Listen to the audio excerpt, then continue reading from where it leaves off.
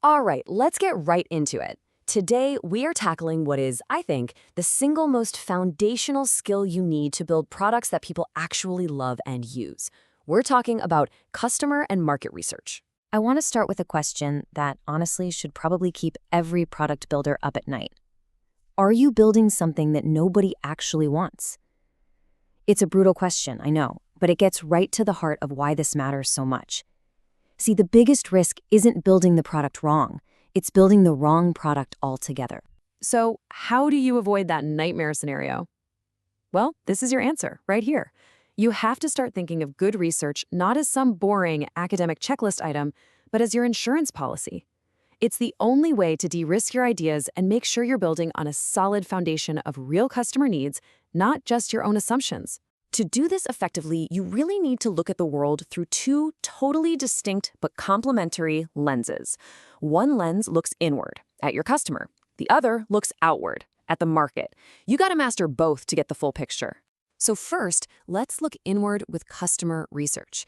This is not about guessing what people want. It is all about getting the unvarnished truth straight from the source.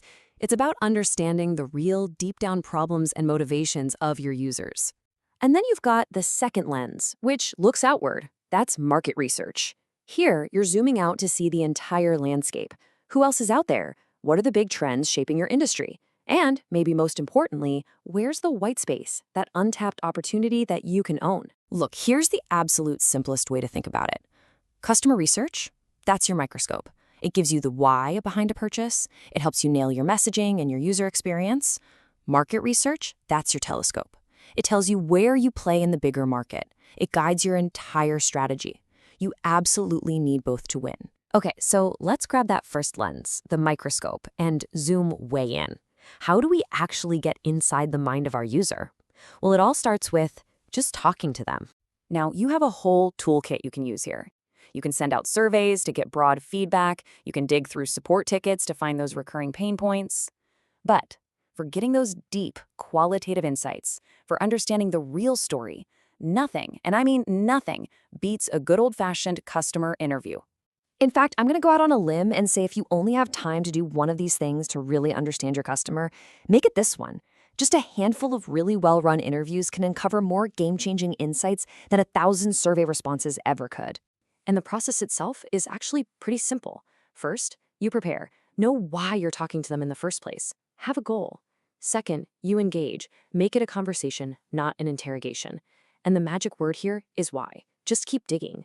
And finally, you synthesize. Don't just let your notes collect dust. Look for the patterns across all of your conversations. That is where the gold is hidden. While you're in these conversations, this framework on screen, it is so powerful. It's called Jobs to be Done. It's a total game changer because it forces you to stop thinking about your features and start thinking about the outcome the customer is desperately trying to achieve. Here's a perfect example of what I mean. The customer isn't buying a task list feature. No, they're hiring your product to do a job for them. In this case, the job is to reduce the time it takes to get a new employee up to speed. Just reframing it like that, it changes everything.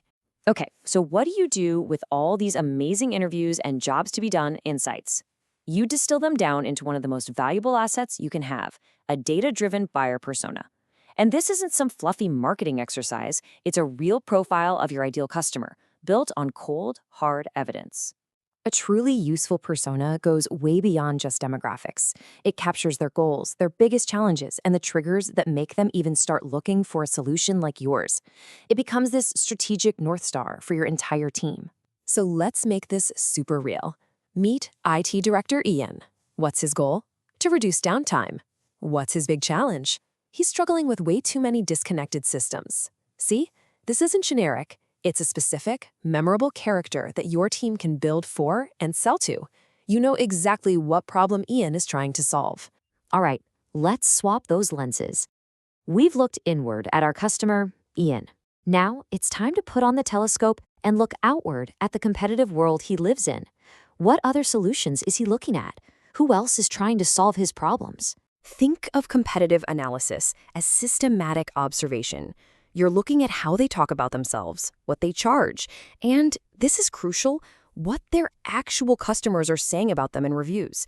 Every single one of these points is a breadcrumb that reveals their strategy and their weaknesses. And you know, the best part is you don't have to do this in the dark. There are some fantastic tools out there. Review sites like G2 literally give you the unfiltered voice of their customers. SEO tools like SEMrush can show you their entire marketing playbook. You can automate a ton of this intelligence gathering. Okay, this right here is the most important part of this whole explainer. You've done the interviews, you've analyzed the market, you've got stacks of data. So what? What happens now? Let me be crystal clear about this. Research has one purpose and one purpose only: to help you make better decisions. The data itself is useless until you turn it into action. Every single insight has to be a catalyst for something.